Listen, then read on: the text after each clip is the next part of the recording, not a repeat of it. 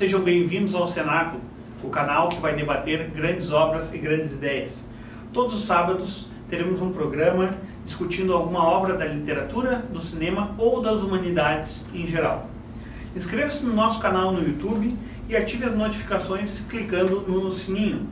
Também nos acompanhe pelo Instagram, onde frequentemente postaremos novidades sobre conteúdos dos nossos próximos episódios.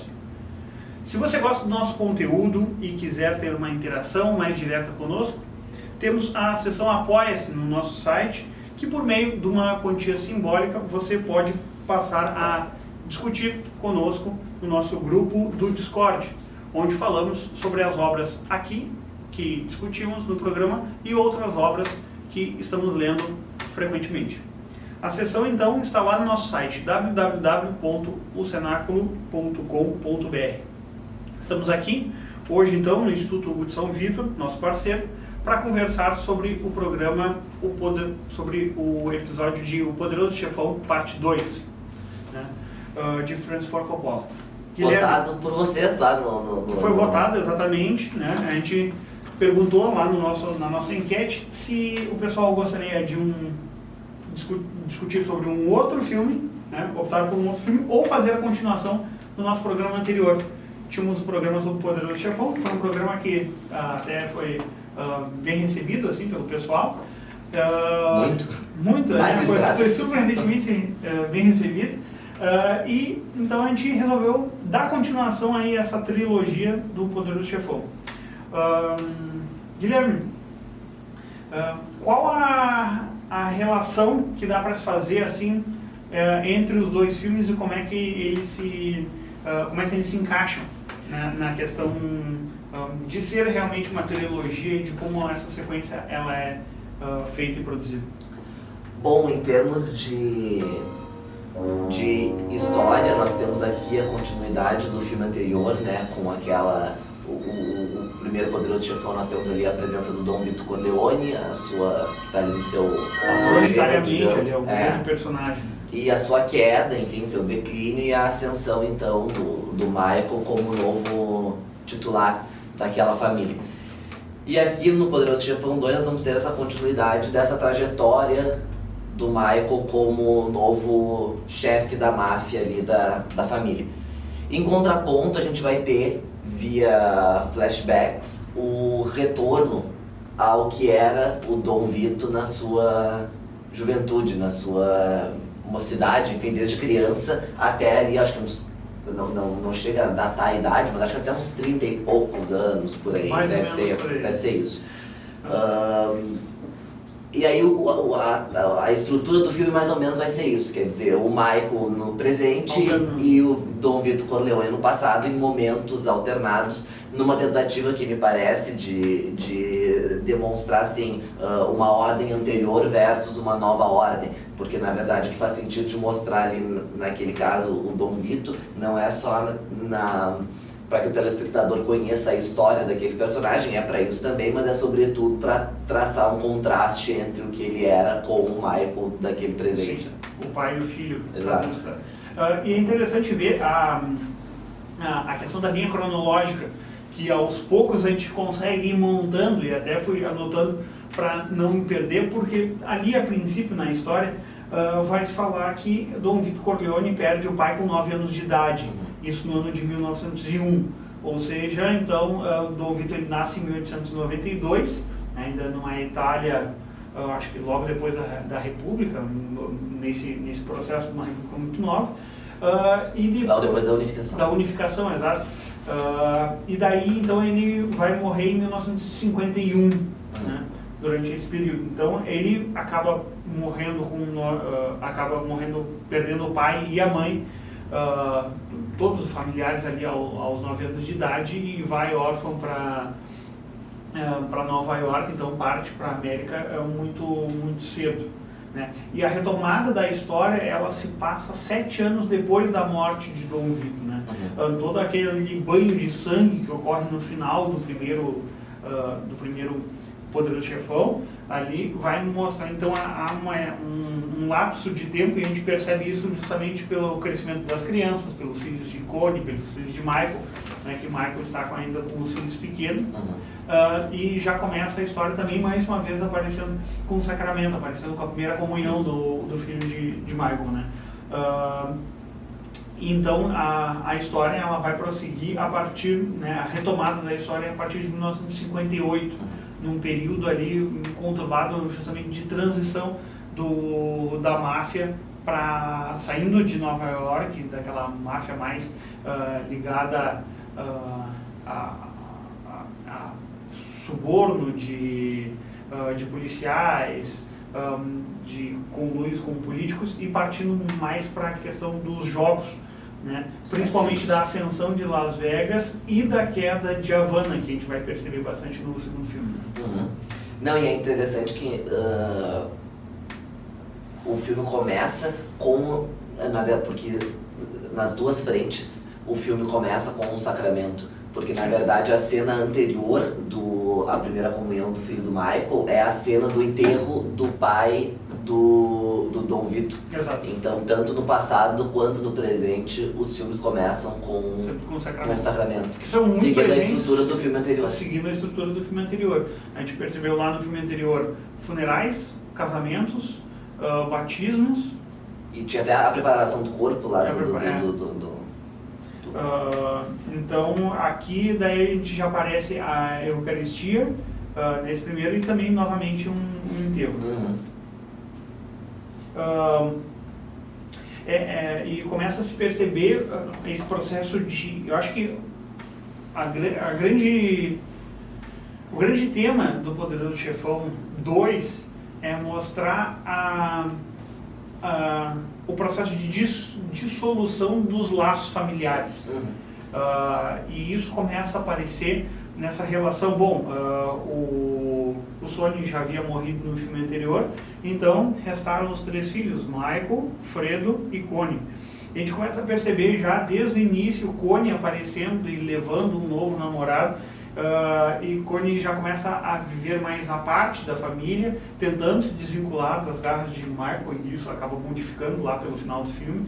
A gente começa a perceber ela já mais afastada. Abandonando os filhos. Abandonando os filhos, enquanto que Fredo é um sujeito que não consegue dar conta nem da própria mulher, que está bêbado num baile. Dançando com outro. Dançando com outro, e então o Michael resolve então pedir para que os seus capangas falem para Fredo: ou tu dá um jeito na tua mulher, ou a gente dá um jeito. E ele diz: é melhor vocês darem um jeito, porque eu não consigo. Eu não dou jeito nenhum. Não dou jeito. Então, parece que ali, quando o Connie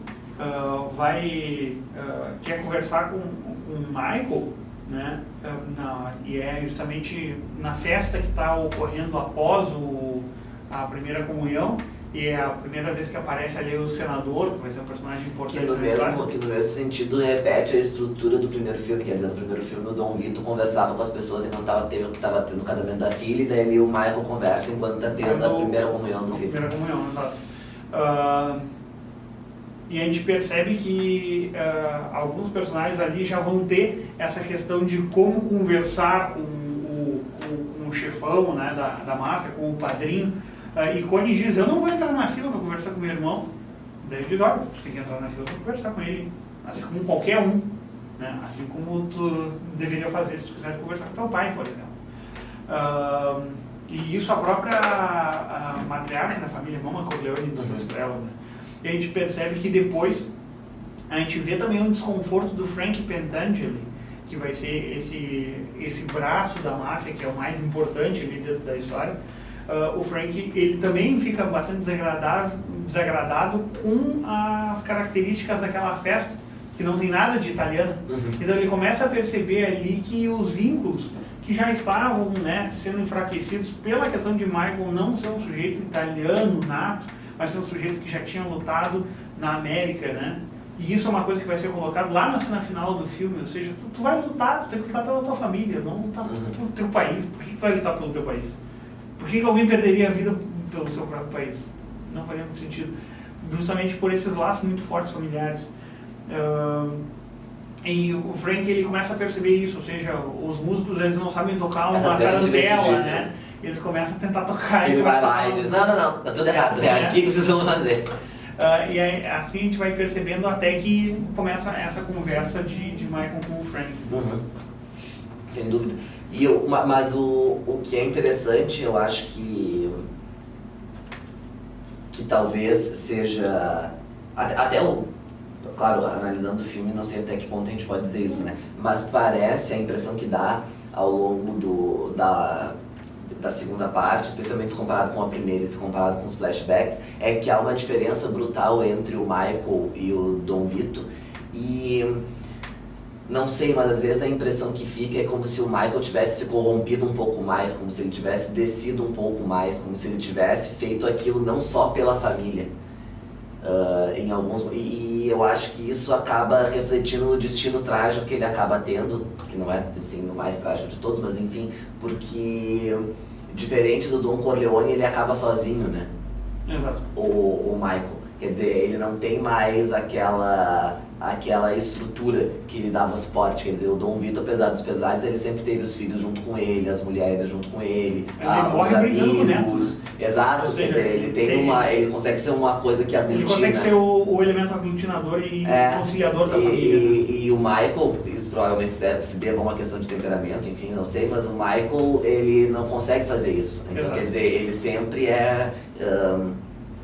de algum modo, ele sempre é colocado à parte, assim, ele sempre destoa, ele sempre... Quer dizer, quando ele era jovem, ele não era o sujeito que queria fazer parte dos negócios da família. Então, ele resolveu ir lá e se alistar, porque ele não queria participar daquilo que ele julgava ser uma espécie de mercado sujo, assim. Bom, aí depois ele volta... E ele nunca foi preparado para isso, né? Pelo próprio pai. Pelo próprio pai. Que dizia que, na verdade, imaginava que ele seria um senador, um Isso, presidente. uma coisa maior.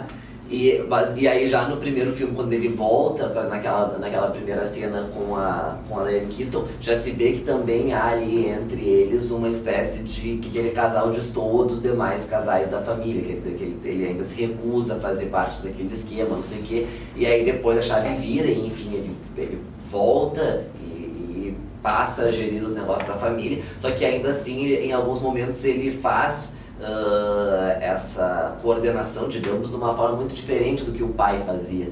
E a própria forma dele lidar com os membros da família também é um pouco distinto da forma como o pai fazia. Mas além disso tudo, eu acho que aí entra uma questão própria de autoridade, por exemplo, e eu acho que isso fica bem claro na relação dele com os irmãos, que é uma espécie de pátrio poder, assim, digamos, quer dizer, os irmãos se sujeitam ao poder do pai porque ele é o pai. Agora, por que eu vou ter que me sujeitar ao teu poder porque tu é meu irmão? Tipo, não faz sentido. E a própria Connie no momento diz pra ele, né, que ele não é comparado com um pai, tu não é nada. E o próprio Fredo, depois quando os dois se encontram, o Fredo diz, eu sou mais velho, eu que deveria tomar conta. Exato. Vocês acham que eu não sou inteligente, mas eu sou, não sei o que, eu poderia. Ou seja, a gente percebe que por mais incapaz que o Fredo seja, ele percebe que algo está fora do lugar dentro daquela ordem familiar ali, e que realmente os irmãos questionam, principalmente por Michael ser mais novo, né? Só que daí também entra um aspecto que é o seguinte, né? É como se, apesar deles fazerem tudo para a família e da família ser esse resguardo deles, é como uma espécie de ovo da serpente, né? Porque as desgraças também ocorrem por conta de membros da família, digamos assim. Porque no primeiro filme o irmão é morto justamente porque o marido de Connie o delata, né? E por isso ele acaba sendo assassinado. E agora no segundo filme toda a desgraça que o Michael tem se dá justamente porque o irmão também o trai.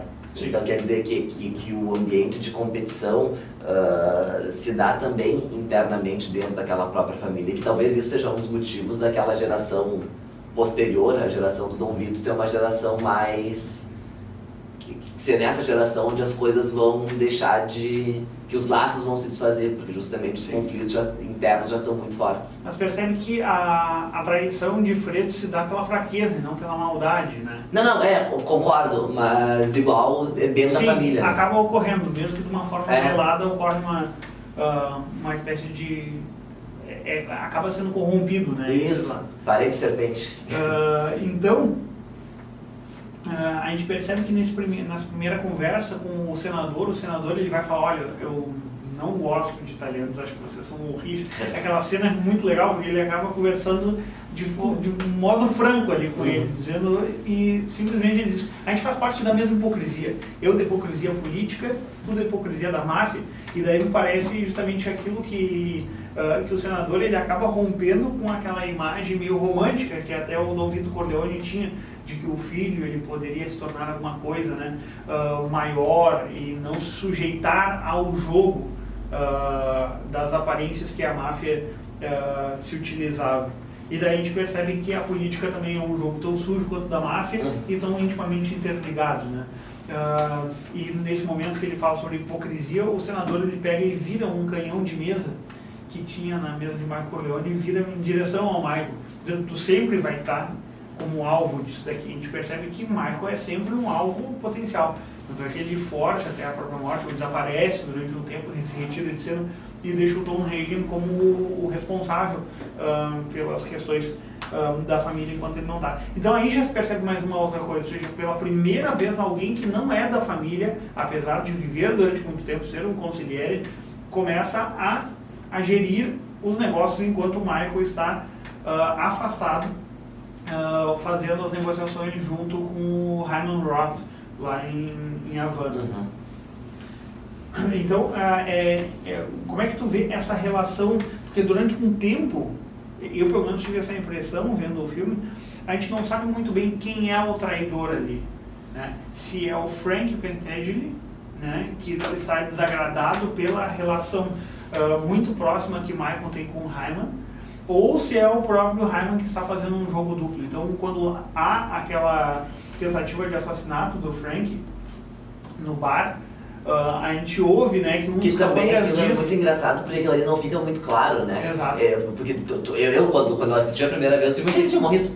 E aí só depois... não, eu percebo que ele tá meio grog, assim, meio abalado com aquele estrangulamento que está tendo ali. Suave. Aquele suave estrangulamento que ele tem.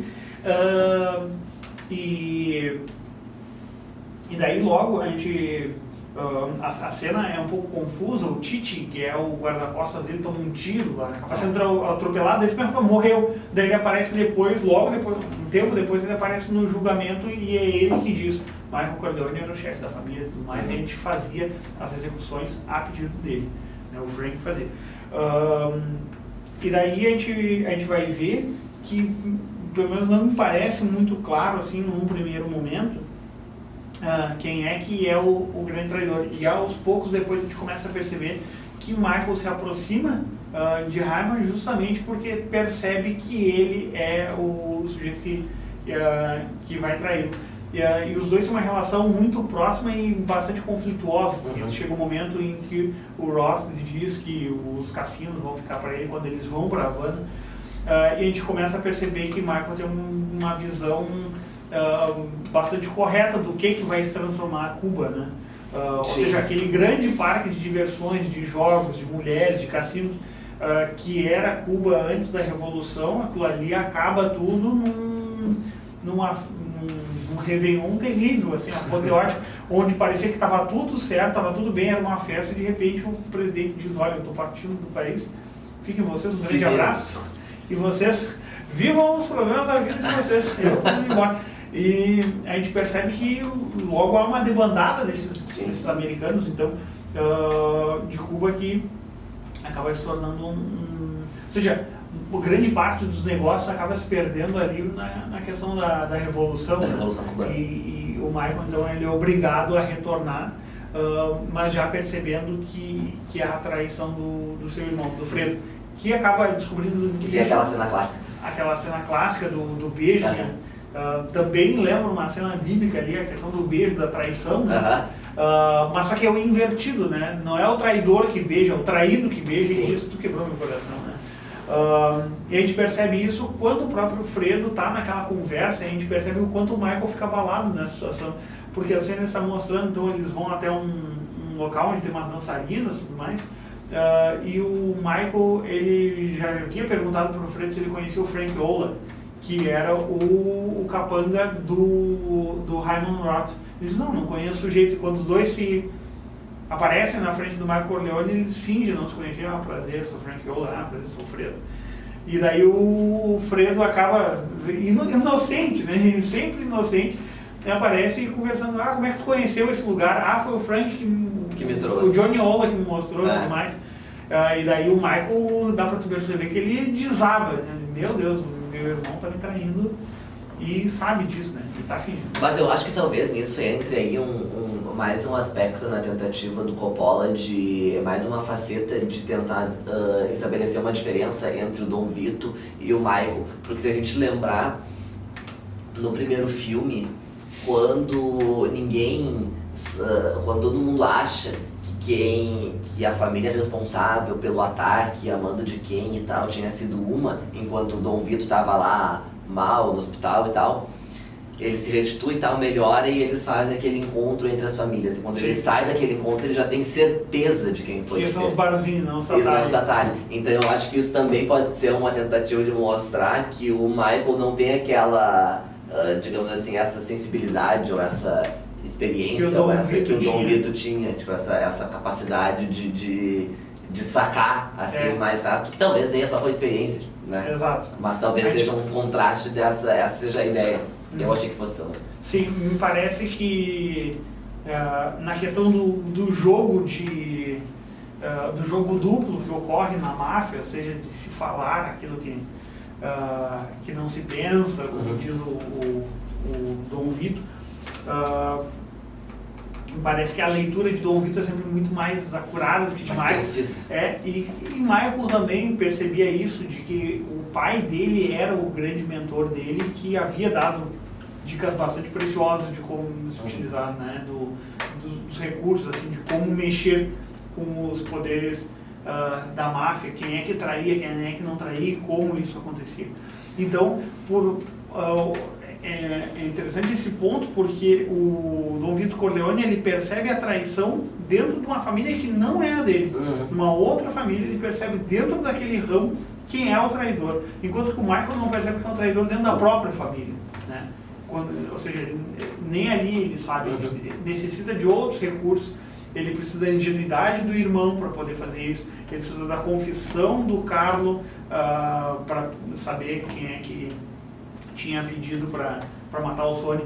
Ou seja, ele tem uma maior dificuldade para conseguir jogar o jogo, né? Apesar de sempre se dar bem na maioria das vezes, apesar dos pesares, a gente sabe que ali a gente percebe que a vida do mafioso é um jogo de perdas e ganhos, e que é inerente. Dom Vito perdeu muita coisa e ganhou muita coisa ao longo do tempo. Mas a gente percebe que o Michael ele tem uma maior dificuldade de fazer essa leitura do jogo. Que o Dom Vito tinha quase uma coisa assim, como se fosse uma certa sabedoria, né? Sim, ele tinha aquela coisa que vem com a idade e tal.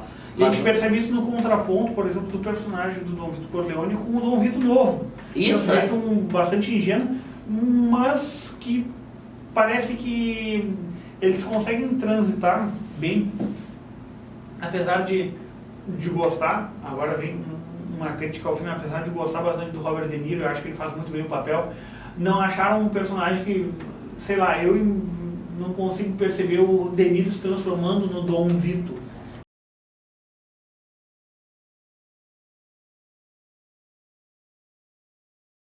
Então, fizeram o que deram.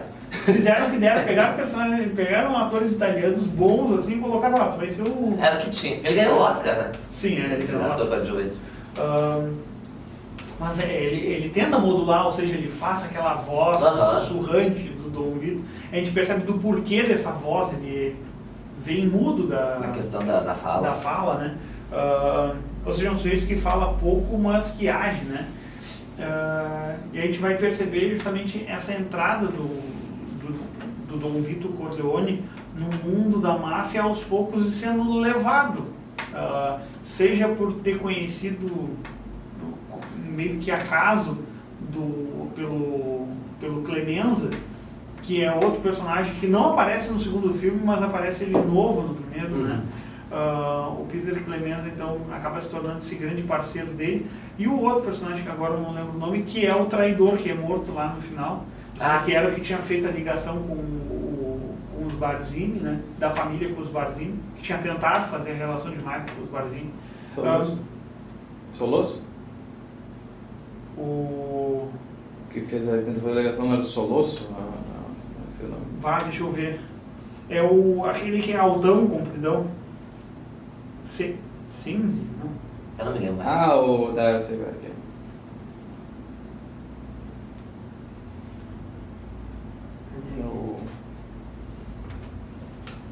É porque eles matam no final do primeiro filme ali, porque ele Isso, tinha Isso, aham. Que é aquele que eles chamam, é o nome de mulher que eles chamam o apelido. Técio.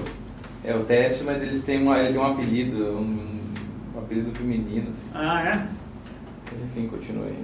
Daí tem o Técio jovem, né, que é o que faz. Então tem esse trio que começa a progredir junto, que vem com o Michael, o Clemenza e o Técio. E aos poucos a gente percebe que o Michael é o que dá o passo adiante. Ou seja, todo mundo tinha medo do Dom Fanucci, que era aquele sujeito que... O Michael não, o Vito. O Vito, perdão. O Vito tem...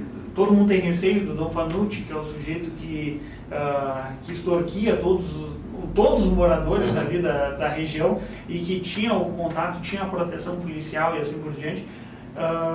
E o Michael é o sujeito que diz, não, o Vito, corta! E o Vito Corleone é o sujeito, então, que decide dar um basta naquilo e que diz, olha, rei morto, rei posto, vamos mudar isso aqui, até por uma questão de justiça, assim. Ele percebe, né, que, ele já havia perdido o emprego por causa de um protegido, do Dom Fanucci, e as coisas vão aumentando a ponto dele perceber que aquele sujeito não era um padrinho responsável, ou seja, era um sujeito, um mafioso déspota, ao contrário do que ele era, né?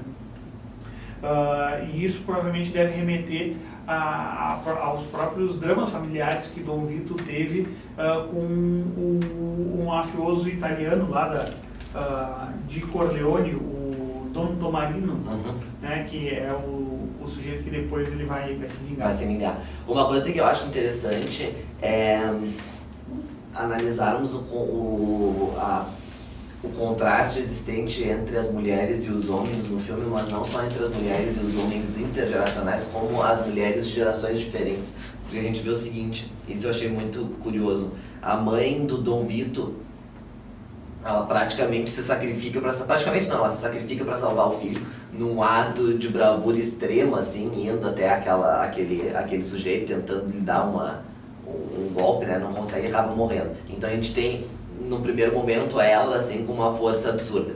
Quando a gente compara com a Mama Corleone jovem, foi ela quem começou, digamos assim, a aliciar algumas pessoas daquele bairro pro Dom Vito, né? Ela levava as senhoras que estavam precisando de alguma coisa lá, etc, para pedir um suporte para ele. E aí quando a gente tem, em comparação com a personagem da Kay, que é a Diane Keaton, não se tem mais nada disso, quer dizer, elas foram completamente retiradas da participação e de qualquer ponto de decisão dentro daquela família, e ela está completamente excluída, né, dentro dos negócios, ela não interfere em absolutamente nada, e ela se sente tão excluída que no final do filme ela realmente vai embora, né, ele expulsa ela, que também é um interessante essa cena, porque também é um paralelo entre o primeiro filme, né? Porque no primeiro filme ela tá do lado de fora e a porta se fecha mais uma vez a porta se fecha. E aqui não, né? Mas aqui é diferente, porque a porta não simplesmente se fecha, que é ele que fecha a porta contra ela. Então, no primeiro era uma situação mais, digamos assim, que pela necessidade ela tinha que ficar do lado de fora e agora é uma imposição. É uma posição. Tipo, agora não entra mais. E a gente vê, né, que a dissolução familiar vai aparecer com a Connie, largando os filhos, vai aparecer com o Fredo traindo o Michael, e vai aparecer daí por último com a Kay fazendo um aborto porque não queria mais ter filhos com o Michael, né? E que acaba se tornando o estopim da família. E aqui, quando a gente fala sobre essa questão da dissolução familiar, e como isso se mostra pro Michael, também há essa relação muito forte entre marido e mulher, como vínculo, como cabeça da família, e isso sendo necessário para que a família se mantenha unida, né? E a gente percebe que Michael e Kay nunca são cúmplices assim da mesma vida. Ela vive uma vida que é completamente diferente da dele, porque o início do namoro deles, ele era completamente Porque diferente. ela gostou do Michael, que já não existe mais. Que não existe mais, exatamente. Ou seja, ele muda muito e ela acaba não mudando junto com ele. Ou seja, ela permanece fora da família e ele entra na família. E a partir daí, então, é inevitável que as diferenças se tornem incontornáveis ali entre os dois. E mais um ponto que é interessante de se destacar nessa questão da dissolução familiar e dos vínculos familiares é o seguinte, né? É o ponto da morte do Fredo. Sim. Porque ele é morto no barco junto com o filho do Michael, né? O filho do Michael não é morto. Não, o filho ele não tá no barco. Eles estão pescando juntos? Não, eles não estão pescando. Quando eles vão, os dois eles estão se preparando para pescar. E daí um dos capangas diz: teu pai tá te chamando, não sei o que eu precisei para tal lugar. Daí ele vai sozinho. Daí ele pede junto, né? Ele fala pro garoto: eu vou pegar um peixe para ti, não sei o que dá. E daí quando ele tá indo sozinho, ele tá fazendo lá a oração que ele diz pro menino, né? Que tem que fazer pescar um peixe grande, tu reza uma Ave Maria. Rezando uma Ave Maria, e no meio da Ave Maria, então daí ele é executado. E justamente, se eu não me engano, logo após esse final, né? E na hora da nossa morte. Ele toma o tiro. O E mais uma vez vai se aparecer essa imagem que lá no primeiro filme, quando aquele sujeito enorme, né, acaba o Luca Brisi acaba morrendo, eles acabam recebendo, a família acaba recebendo um peixe, então ele virou comida para peixe, né? E depois agora o Fredo acaba morrendo numa pescaria e novamente acaba virando comida para peixe, né? Essa ideia da família. Mas E nesse último flashback que nós temos do filme, eu acho que ele é bem ilustrativo, porque nós temos aí o Michael no jantar em família, no dia do aniversário do Dom Vito, né? Pouco antes do flashback até, porque existem dois flashbacks, né? Esse flashback do Michael e o flashback da vida do Dom Vito. Mesmo. Logo depois que o Dom Vito ele mata Dom Fanucci, ele vai encontrar a família no final da procissão e daí vê que a família se senta na escada e há uma união familiar ali, aparece a Connie, aparece o Sônia, aparece o Michael, né? E há uma relação, um trato de carinho muito forte que a gente percebe do Dom Vito Corleone com o filho Michael, né? E de como ele nutre esperanças no próprio Michael. E é uma coisa que, apesar do carinho que a gente vê que o Michael tem com o Anthony, com o filho pequeno dele, a gente percebe que não é a mesma coisa. Aconteceu então o aniversário do filho e ele pergunta pro Tom Hagen, o que tu comprou para ele? Eu comprei um carro elétrico que ele queria. Ele disse, só me diz o que é para daí eu saber e tudo mais. Então, a gente percebe que o Michael está muito afastado dos filhos inevitavelmente e que tenta uma retomada disso no momento em que ele coloca a Kay para fora da família. Não, mas o que eu ia comentar é que nesse flashback posterior, onde o Michael está no jantar aguardando o aniversário do Dom Vito, ali já é um prenúncio, digamos assim, do que vai acontecer com ele, né? Porque depois daquela discussão familiar inteira, todos se levantam, a briga é com ele, porque ele revela ali que ele optou em ir lutar na guerra e não contou isso pra ninguém. Pra mim, a cena mais bonita do filme aquele. E aí todos levantam e saem, e ele fica sozinho pra dar parabéns pro pai. E ele fica ali sozinho na mesa, né? Exato. Esperando. E aí corta, no presente ele também está sozinho lembrando. Então, quer dizer, é como se fosse uma anunciação, assim, do que ele percebe que ele está sempre à parte da família, né? Que pelas suas escolhas e pelo seu próprio caráter, assim, pelo seu próprio temperamento, ele é um sujeito que está sempre isolado, né? Que ele não consegue não se encaixa dentro da família, ou seja, ele não consegue ser um elemento aglutinador que nem era o próprio pai. Né? Então a gente percebe, por exemplo, que uma das questões ali dos vínculos familiares que se coloca é no momento em que o Michael ele vai participar daquele processo, né, que os senadores estão investigando a máfia, e daí ele diz, olha, a gente tem que matar o sujeito que está lá. Daí o cara diz, olha, o Frank não pode ser morto porque ele está protegido pelo FBI e tudo mais, não dá para matar. Daí o Michael diz, olha, se tem uma coisa que eu descobri nesses anos tal, é que pode matar qualquer um. Então, ele consegue, de alguma forma, mesmo utilizando do recurso da família, ou seja, como os italianos são muito coração, muito familiares, muito cordiais entre si, ele acaba então levando esse irmão do Frank lá para observar o julgamento, e os dois não precisam falar absolutamente nada para que o outro troque.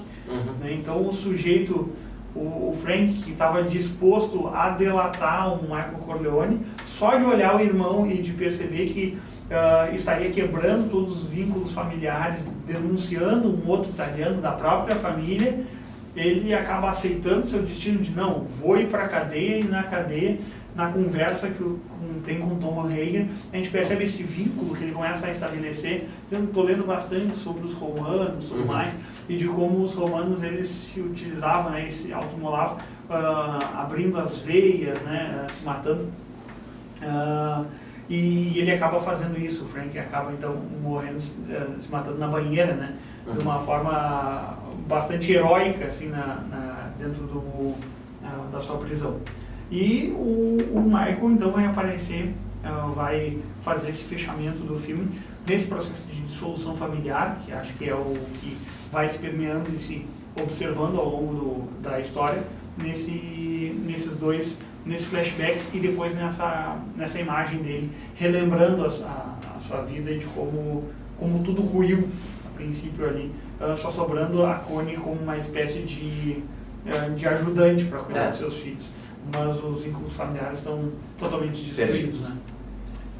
Eu acho que para fazer então um fechamento, eu acho assim, que não vou falar mais nada sobre a estrutura, vou dar a minha visão pessoal do filme.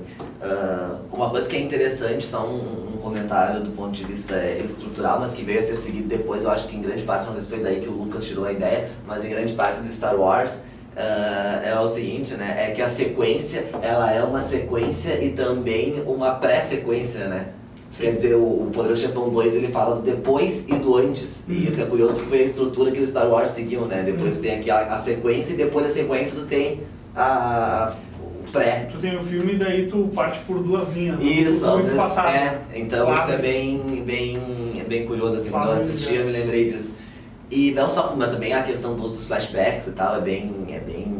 Na época não era tão popular, se tornou muito mais popular depois. Eu acho que os grandes filmes só iam flashback antes de Poderoso Chefão, Cidadão Kane e Rashomon, Crepúsculo dos Deuses. Mas Crepúsculo dos Deuses é inteiro no flashback, né?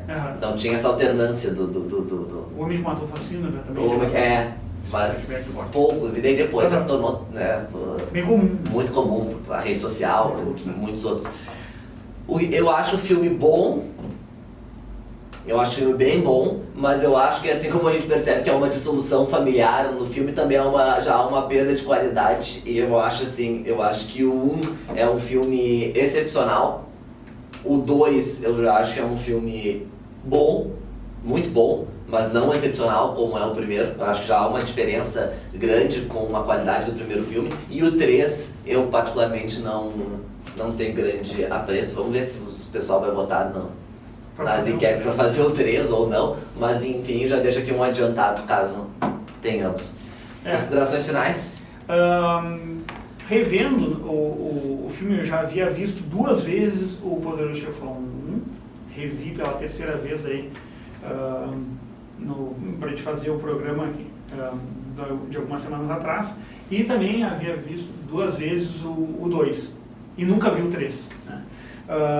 Talvez por isso, assim, e a ideia que eu tinha, a lembrança que eu tinha dos filmes, porque fazia já alguns anos que eu não vi o Poderoso Chefão, a lembrança que eu tinha é de que existia uma diferença de qualidade relativamente grande entre o 1 e o 2. E eu não percebi tanto isso. Eu achava que eu gostaria muito mais do 1 do que do 2. Eu percebi que, apesar de gostar mais do 1, não é tanto assim em relação ao 2. Eu gosto bastante do segundo filme, gostei dessa... Que aos poucos isso também é algo que a gente vai percebendo ao longo da vida, assim, os filmes eles vão modificando o gosto que a gente vai tendo sobre eles, ou o modo como a gente gosta, né? Eu vejo que tem alguns filmes que eu gosto muito quando vejo e depois de um tempo aquele filme não parece ter gostado tanto. E o contrário também ocorre, alguns filmes que a gente acaba não tendo tanto valor, ele acaba, parece que crescendo ao longo do tempo e tu analisando ele retrospectivamente, né? E eu gostei bastante do segundo. Imaginei que não fosse gostar tanto quanto gostei. Eu acho que é um filme excelente, assim. E vencedor também do Oscar de melhor filme, né? Como a gente tinha comentado lá no outro. Ambos os filmes, o primeiro e o segundo, então ganharam como melhor filme. O terceiro não. O terceiro não. Já é um indicativo. O já é um indicativo, ou não, se pensar no como o Oscar premia, né? Nesse caso era. Mas era. Bom, como não viu o terceiro, talvez a gente tenha um terceiro, vai depender do público. Bom, estamos encerrando então o nosso programa, sempre lembrando vocês de que temos a seção Apoia-se lá no nosso site, onde você pode então, a partir de uma quantia, participar junto comigo, com o Guilherme, ou discutir mais questões sobre o Poderoso Chefão, ou os nossos livros, filmes que nós tratamos anteriormente, a partir da plataforma do Discord, do aplicativo do Discord, onde a gente está lá, sempre discutindo algum filme e coisas que a gente está lendo, vendo ao longo dos dias. Então, queríamos agradecer também sempre a nossa parceria do Instituto Hugo de São Vítor, aqui nas nossas gravações do Cenáculo. Até a próxima. Lembrando, nosso próximo programa, né, já fazendo uma prévia, nosso próximo programa é sobre o livro A Morte em Veneza, de Thomas Mann. Um autor que é bastante especial para mim, eu li bastante, estudei bastante sobre Thomas Mann. Então vamos fazer o nosso programa sobre o livro Morte em Veneza, de Thomas Mann, e posteriormente, na outra semana, teremos uma análise daí do filme do Luchino Visconti, Morte em Veneza, baseado nessa obra do nosso grande romancista. Nossa, não! É alemão! Mas a mãe é brasileira. A mãe é brasileira. Então, do quase nosso romancista Thomas Mann. Muito obrigado e até a próxima.